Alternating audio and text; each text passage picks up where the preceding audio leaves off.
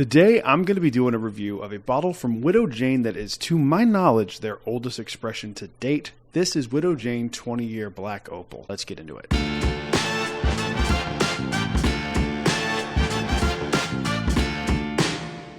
Hello everyone, welcome back to Brad's Bourbon Reviews. I'm Brad, and today, like I said in the intro, we have this really cool bottle to do a review of today. I'm very excited, I'm very thankful. This was given to me to do the review of by my buddy Chris. So shout out to you, Chris. I appreciate it very, very much. I'm excited to try this, man. I have not heard anyone really talk about this. Packaging is insane. It's like it gives you like a locker, like a middle school locker.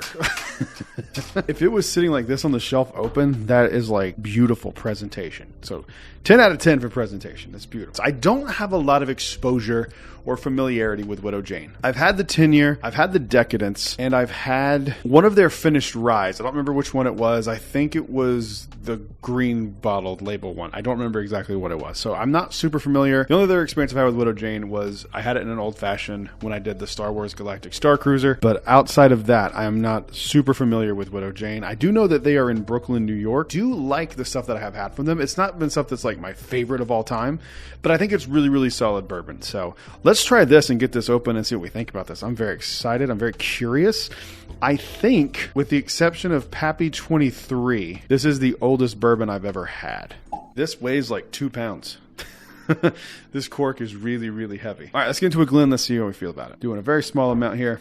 Chris, I don't want you to see. Very small, not a lot. I don't want to take a bunch of your crazy expensive 20-year bourbon. This does come in at right at 99 proof. I understand why special releases have to do that with these like super age statement bourbons, because if they didn't, they'd probably end up with like 100 bottles. But I kind of feel like if it's this old, unless when they tried it out of the barrel it was really, really bad, they needed to proof it down. I feel like just getting it out of the barrel is more interesting to me. But what do I know? Let's give it a nosing. Let's see how we feel. Ooh, a little more ethanol burn than I was expecting on that. There's like wild berry vibes, like blackberry, blueberry kind of. It smells really oaky, but in that pleasant sweet oak that I like. It reminds me a lot on the nose of a better smelling Elijah Craig toasted barrel. I'm getting some darker notes now too. It also gives me like a toasty warmness that I really, really like. I'm assuming that is like barrel impact that I'm getting. It's leaning into like a barrel char note now. I really like the nose on that a lot. There's a leather note to it too that I'm really, really digging. A little sweet pipe tobacco there. I really like the nose on this. My only complaint is that it's a little proofy. I was hoping that it wouldn't be, with it being A, sub 100 proof, and B, 20 years. There is still a little bit of ethanol burn on there. Let's give it a mouthing. Let's see how we feel. Oh my God. That was like a punch in the face. That drink's way hotter than 100 proof. I was not expecting that. This is my first drink of the day. That was really, really aggressive. I wasn't expecting. I was expecting it to be a little sweeter than that. This is really oaky. If you do not like oaky bourbons, you are not going to like this at all. I like oaky bourbons. I like it. I'm just surprised. I need to take another sip now. Leather.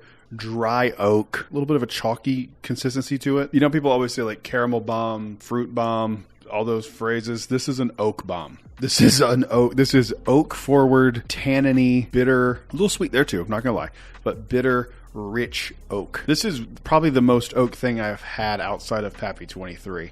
I mean, it's pretty oaky. Yeah, this is not gonna be everyone's cup of tea. There's tobacco notes as well. I like it. I don't know if I would buy one, but if I was poured this, I would enjoy this. But this is probably not what your average bourbon consumer is looking for. I wish that it wasn't coming off like I dislike it.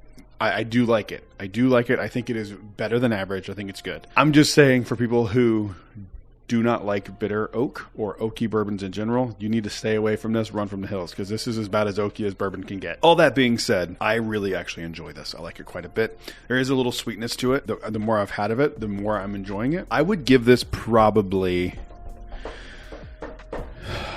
I'm going to give it like a 7.2. 7.2. I don't like to factor in price when I do my reviews, but I think it's just way overpriced for what's in the bottle. But if you like oaky, this is something you could gravitate towards. If you're like a Elijah Craig 18 fan, this is going to be up your alley. If you don't like that, run. Do not buy this. You will not enjoy it at all. That is the review. Thank you guys for watching, and thank you to Chris for letting me do this review, because I don't know if I would have gotten my hands on one of these. I've still yet to see one out in the open, so I appreciate it very, very much. Make sure you leave a like and subscribe. Comment down below. Is this on your radar? Is this something you're interested in? Let me know what you think. I'd love to hear what you have to say. I'll see you guys on the next one. Until then, cheers. A big thank you to all the Patreon supporters you see on screen right now.